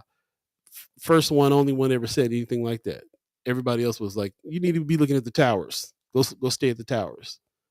So I thought it was real interesting about that. And I've had family members that lived in the towers, friends, people. We have a lot to do with the towers, and we're always trying to figure out how to help what's going on in the towers. I've even had family members that worked at OHA and couldn't really get a whole lot of answers on stuff. So there's a lot to account for here. Also, I did not know anything about the journalists that were trying to cover this, that the police were calling the police on. So I would love to hear anything else you have on that issue. That's really interesting. Wanda Yeah, Lewis says people are going to the hospital and having to seek medical treatment for bed bug bites and parasite infections. that's crazy. That's crazy. But the legacy crossing situation can be overlooked as well. Like I heard firsthand, just from a family member, some of the community members that had to come together to look out for those people who were evicted without them Yeah. being notified, like a week before Christmas. Not the best time to just kick people out of their homes. So very, very unfortunate situation. I think I did come across some articles that did mention that some of those people are being placed in certain housing situations where, how is that impacting them? I don't know. But yeah, that's something that I was looking for, and I'm glad Sister Lewis mentioned as far as the legacy crossing situation, because that is something that I did hear about over the break that I Yeah. wanted to discuss. Yeah, on the break, I actually put an article in the Friends of Sky Omaha that talked about the real story is the heroes that went out there, provided the trucks, got people moved, and so Man, on and so forth. Man, that was what was up. I've been neglecting the chat here. It's going down. Sean McCarthy says the cost that these people are going to incur to get services is unsustainable because they'll stop going to get services if they can't afford it. So true. Wanda Lewis says bed bug trauma is real. Sean McCarthy and Amy Huffless was giving me the word I was looking for, generational trauma. Appreciate that. Brianna Full, good morning to you, says behavior at school is so bad because those kids are not receiving enough mental health resources. Wow. Jonathan Benjamin Alvarado, what's going on, big bro? hey, He says, good on you for discussing these matters. Thank you very much. Appreciate that. I know we on the right track now. Wanda Lewis says the water has been fixed. So thank goodness okay. for that. Alice Brown says, so very thankful. Yep. Wanda Lewis says, however, no one wants to address the bed bug issue. Nobody wants to talk about this. And I thought about this when people kept telling me about it. Hmm. I think that people think bed bug issues are personal issues. That's the cleanliness of your house. You blah blah blah. They're not looking at this situation as how fast something like that can spread in an apartment situation. A Uh, tower. Yeah. a tower, and yeah, so the actual building needs to do something about this problem. Yeah, all it takes is a maintenance man. Go in one apartment, get a bed bug on the sleeve or something. Go into the next apartment, do a job, and it's moving. Yeah, man. Ariel's 402 says if there is construction on site in the towers, would OSHA be a resource? Not sure. Hmm. Alice Brown says, can this platform be shared on another media, i.e., YouTube? Yeah, we are on YouTube. Just check out First Sky Omaha on YouTube. That's our channel. We're going live over there too, Miss Brown. So a lot of people didn't really dig Facebook, but yeah, you can go over to YouTube and see us at the same time over there right now. Christy Norris says, I'm going to call the I can never say this word either. Ombudsman. Budman. You got it. You got it. You can do it. I'm gonna call my bud man today. The Evans Towers are senior living. That's interesting. Ariel's 402 says probably a good idea to start getting resources ready for those in the towers that could be displaced. Very great idea. Especially Mayor the elderly. Sanchez coming with the ideas again for sure. The story was the heroes that brought trucks that paid for storage units for people to put their stuff in, to help people get on up and out of those places. So yeah, we might have to do that again. Also, Wanda Lewis is directed Alice Brown to YouTube. Appreciate that. Sean McCarthy says, I would like to throw what steps are being taken to go over the property owners of Legacy Crossing. Yeah, Good that question. story shouldn't be done either. Should not be done. Wanda Lewis says the bed bug situation is nothing new. Same issue in the past years. Nothing has been done. So this is the first time I'm hearing about it, but it's not a new issue. She also said the issue also concerns me with apartments being built and stacked people with stacked on top of each other. Most deaf. Drove down 30th Street the other day and saw how much more construction is going on across from Highlander Accelerator. And I'm just looking at these places like they look good from the outside. They're probably cool. They're probably new. Don't know what kind of materials they're being made out of. No garages. No. Like they're still you're still just stacked on stacked parked out on the street. I don't know. People call them the new project. So I don't know. I don't know how that's going to end up being. It's messed up. Angie Phillips in the house. Good morning to you. Love your podcast. Angie Phillips says, bed bugs drink blood. It has little to do with cleanliness. Right. There you go. People like to say that though, like your house is dirty if you got bed bugs. Nah, that's easy. not. Yeah. Also, Christy Norg she gave us a good morning a little earlier. Thanks for joining us on YouTube over there. She says communal living. Okay. Communal living. Tell us more about it. I'd like to know. Stacey Jean in the house. What's happening? Says you can have the cleanest house in the world, and someone with a book bag can visit your house. Next thing you know, you have bed bugs. Okay. My experience with them is hearing about people that had them. They were like, I had to burn my pillows and sheets. I had to just get rid of the whole. You might even have to get a new mattress and everything else. So bedding. I don't know if you've been looking at bedding lately, but you ain't gonna get no. It's not cheap. So to replace things is going to be devastating to people who are really struggling. Yeah. Messed up. Wanda Lewis says these developers need to take bed bugs and COVID into account. Start building townhomes and duplexes so that all are not affected when these situations come up. Very, very true. That's what I mean. I mean, there's more to this whole missing middle. Like that's a part of that conversation is the missing middle housing, and the all of these apartments. I'm not sure the exact number, but I would go on a limb to say, easily 60 to 70% of the housing and developments that are popping up across the city are apartments or some kind of mixed use apartment, retail type of space. Not many homes, not many duplexes, things like that being created. A lot of apartments, a lot. We've had several stories in the past on out of town companies coming in building nothing but apartment complexes, and it really is. It's like on one hand you got people building lakes and having big mansions on the lake, and then on the other hand you have people stacked on top of each other, and nothing, hardly anything in between. Yeah, hardly anything in between. So it's messed up. Most def. Also, Kimmer Snipes in the house says, "Hey y'all," she says, "My father lives in Evans Tower." That's what I'm saying, man. We got family members and stuff in these towers for sure. And it affects our community greatly. I live in Benson Lights, and every day that I walk into this joint, I look across at the Benson Towers, directly across the street, and I'm thinking, man, like what a world. Where a one bedroom is $1,100 on one corner, and the next corner you got to deal with bed bug situations and everything else. Like it's one of them weird situations where you're looking over at a situation like, what can I do? I wish I could do something about that. Wanda Lewis says, "New dawn, new days. Let's plan ahead." There you go. That's what it's got to be. That's what it's got to be. It's what it's got to be, no doubt. Just to let you know what's going on, 8:40 right now. If you believe in the concept of time, you're joined us on First Sky Omaha Radio. This is First Sky Omaha in the morning. Paul B, Buddy to God, all of you, we are back. It's going down. I met with the ladies of Women's Wednesday just recently. Precious McKesson, Kimra Snipes, Michelle Trosclair, put some respect on all their names. And we talked a lot about what we're going to do this season.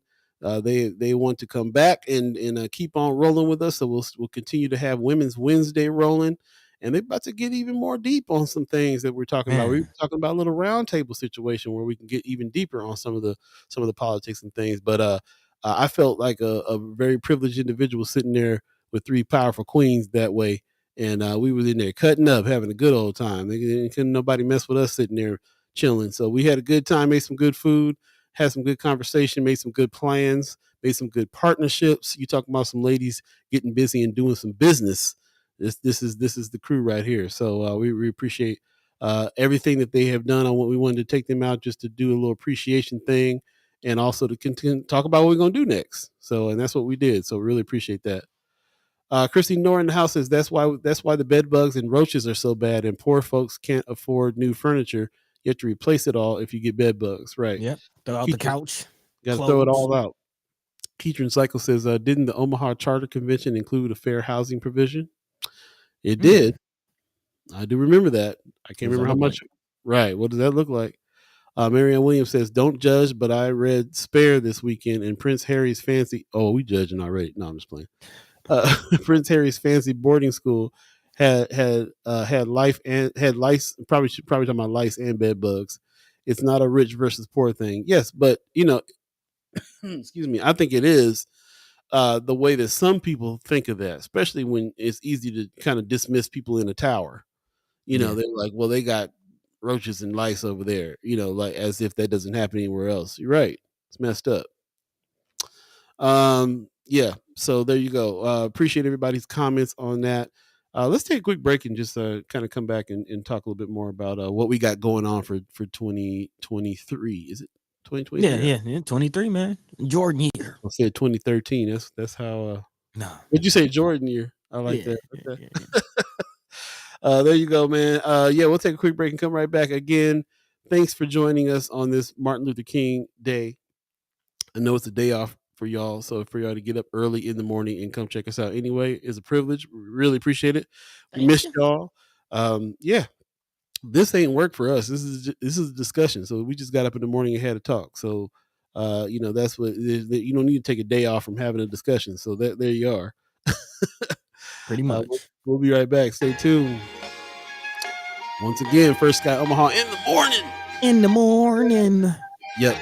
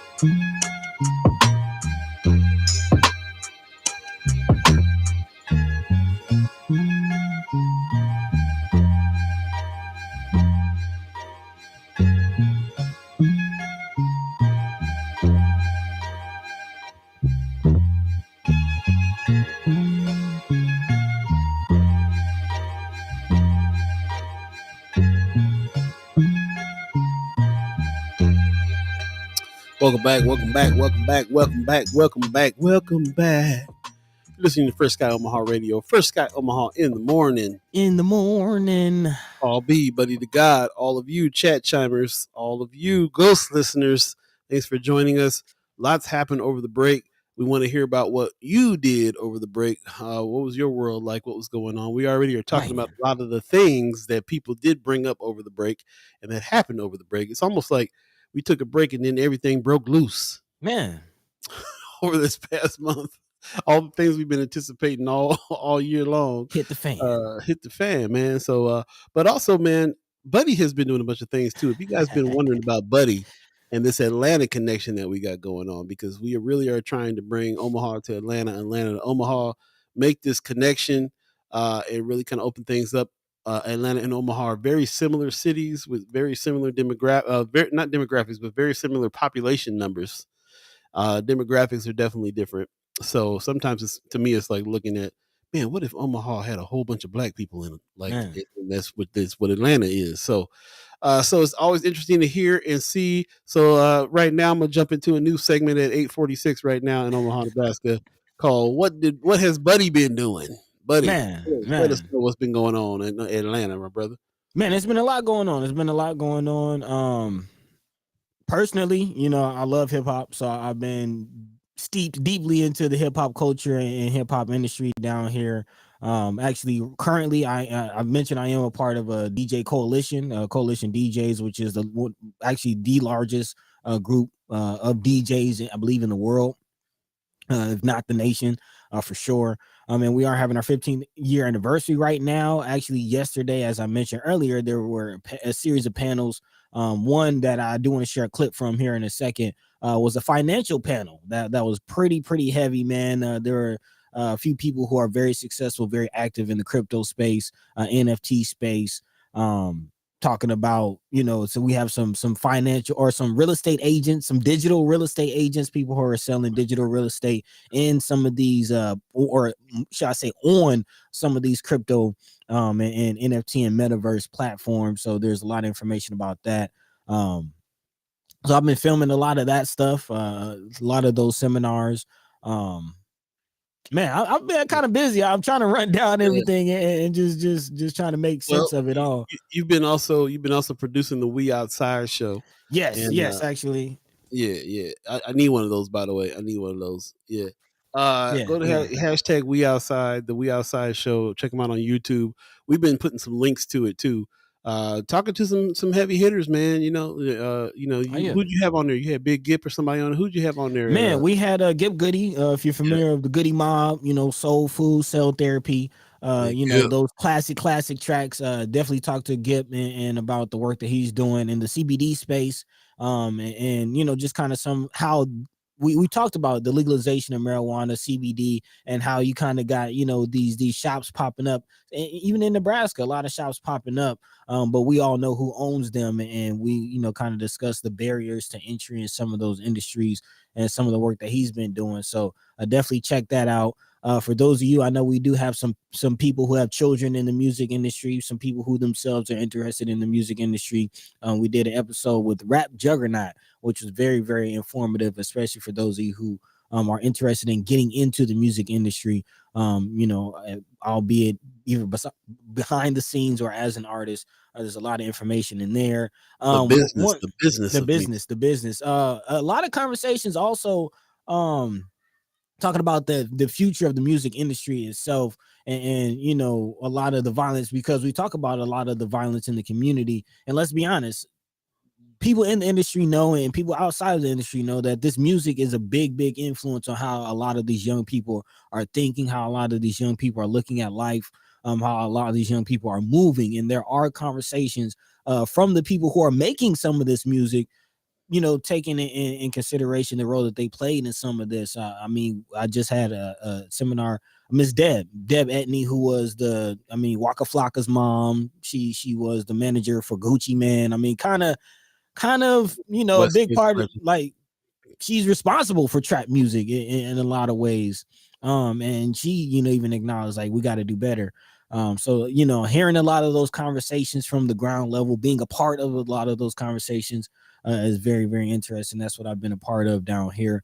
But also, aside from that, I'm also a part of some movements and looking at what's going on, especially in the African American community.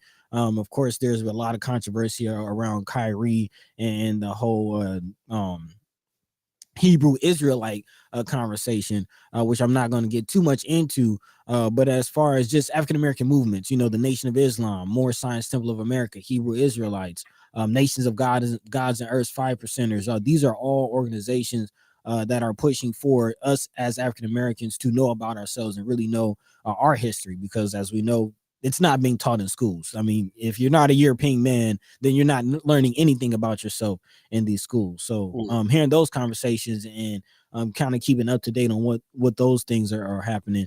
That's kind of what I've been up to over the last couple weeks and years, really, since I've been down here in Atlanta, and also looking at how city planning is playing a part. Of course, you mentioned the similarities between Omaha and Atlanta. A lot of the city planning ideas that you see playing out in Omaha, we talked about the Forever North plan. A lot of that stuff is coming from what's being done here in Atlanta. I mean, we have the Beltline here in Atlanta, which is exactly the reason why we'll have the bike trail in Omaha and the railroad line that's going to be created in Omaha. That comes from Atlanta. So looking at those things as well are conversations that are being had. Very interesting stuff, man. I'm always amazed about the stuff that you got going on there. We can see examples of things happening in Atlanta that we can mimic here in Omaha. We're also trying to make this Omaha Atlanta connection, especially when it comes to the music. But there's also other things that are being connected as well. For instance, there's a. Let me see if I can find the flyer here for it. Where is it at? I don't think I got it. Okay. Well, there. Oh, wait a minute. This is it right here. This is what I'm looking for. Here's yeah. So this is something that Kimmer Snipes is also helping put together. There's a Black Voters Matter in Atlanta, and of course we have Black Votes Matter here with Preston Love in Omaha.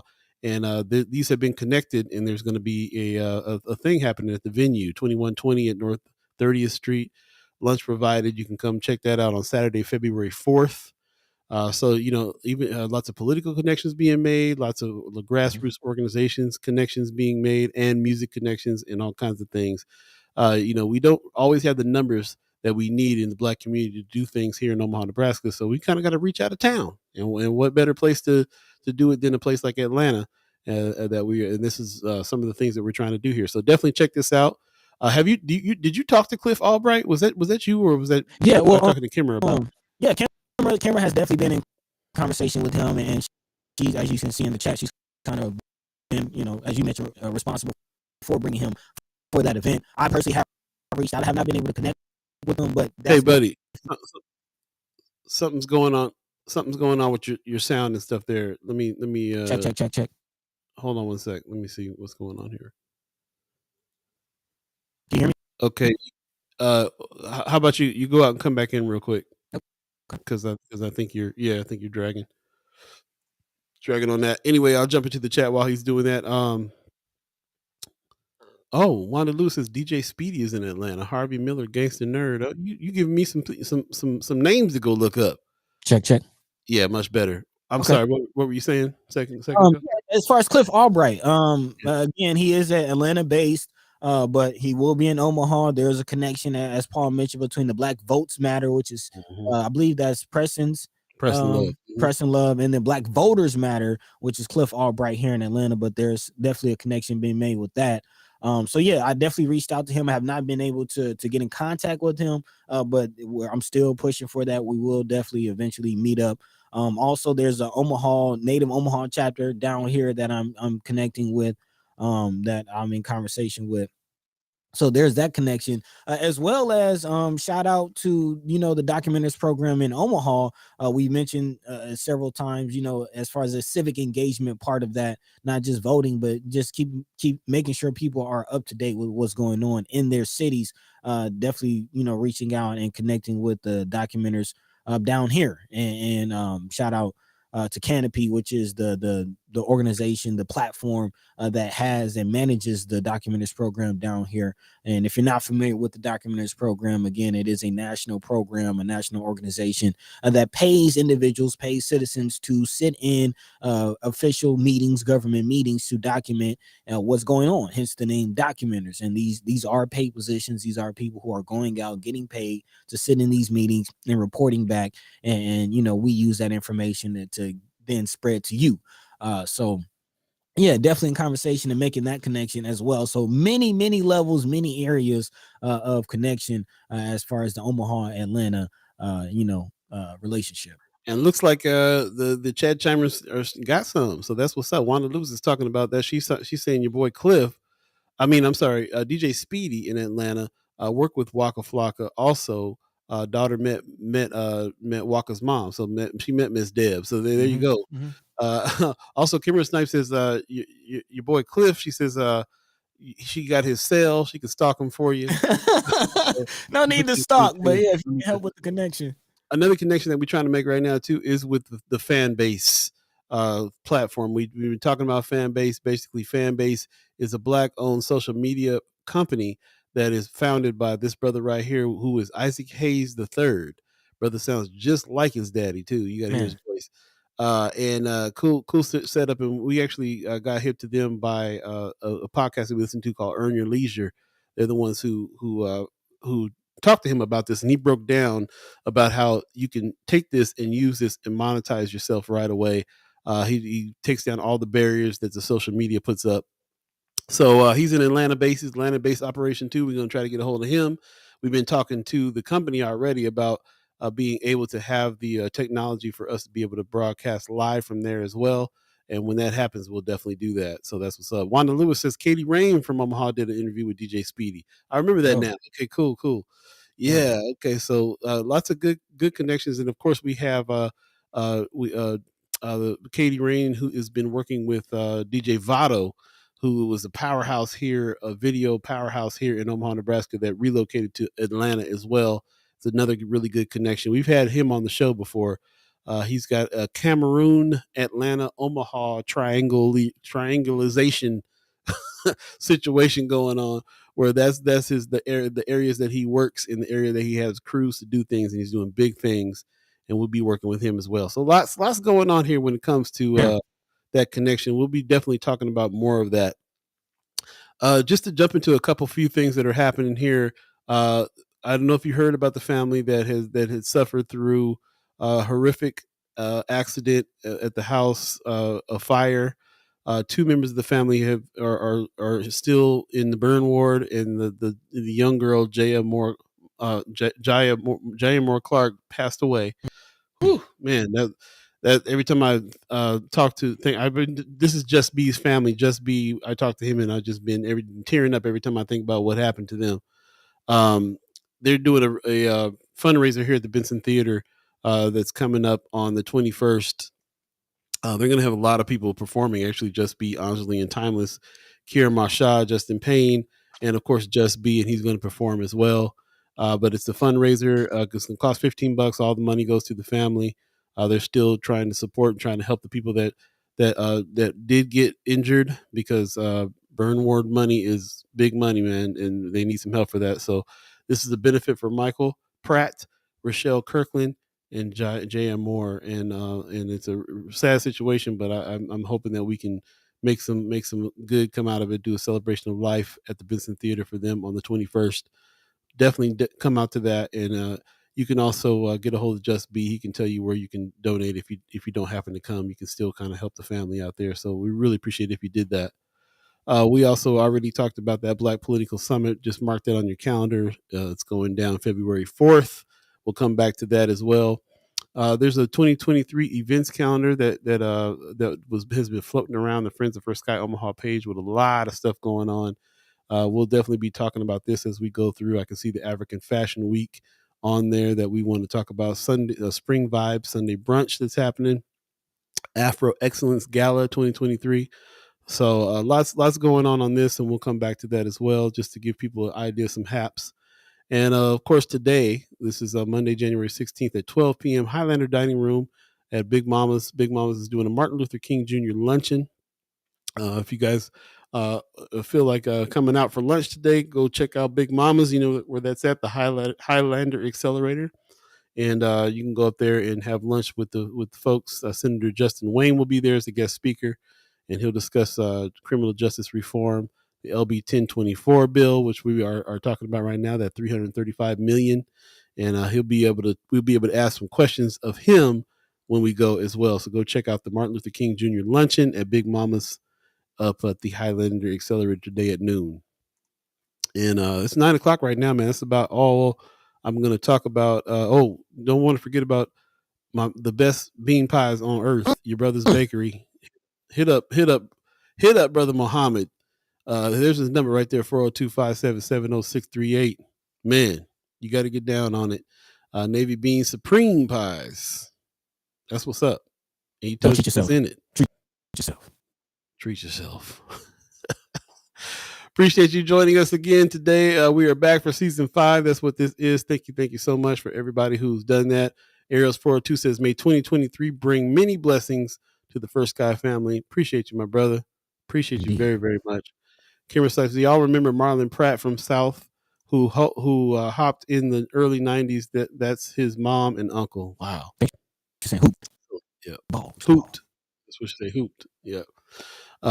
So definitely do that. We'll put that in the Friends of First Sky Omaha too, and please help that family out. Pop says season 5, the nameless one, is off to a great start. I don't know, Pops. It might be teamwork makes the dream work. It might be the thing. We've been saying it. Buddy, I don't know what's going on with your internet. Is your internet bad? It's doing some weird stuff. Come back out, come back in, and give the people a goodbye. I'll keep on going through the chat here. Season 5, he says the nameless one is off to a great start. See you all on Wednesday. Appreciate that, Pop. Cheryl Weston says repeat the number for the bean pie. I heard that. I'm trying to tell you right now, it's the best ones. 402-577-0638. Go to First Sky Omaha. The Friends of First Sky Omaha group page is over there too. If you still need to get that. Alice Brown says honor MLK Day. Appreciate First Sky Omaha. Appreciate you. Thank you very much. Thank you. And honoring MLK Day today for sure, man. Powerhouse brother. Every time I hear some speeches that I never heard before, I'm like, man, what an orator. Oh yeah. The guy. And, man. Old Uncle Joe was down here shutting the things down in honor of MLK yesterday. So yeah. Spoke at Ebenezer. Uncle Joe think he black, don't he? Man, I mean, yeah, I was gonna say something about Democrats in general, but we're just gonna keep it there. We're just gonna keep it there. Until next time, y'all. Yeah, man. You got some words for the people? Man, I love you. Appreciate you as always, man. Welcome back. Season 5. We're just now getting started. We do have some things in the works, new website, new platform, new look coming. So definitely stay tuned for that. And as always, man, each one teach one, tell a friend. Welcome. And thank you to all the first time listeners and last time listeners. But let's continue to grow. Let's continue to scale together, to learn together, and to move together. Teamwork makes the dream work. And with that, Paul B, take it away. Right on, man.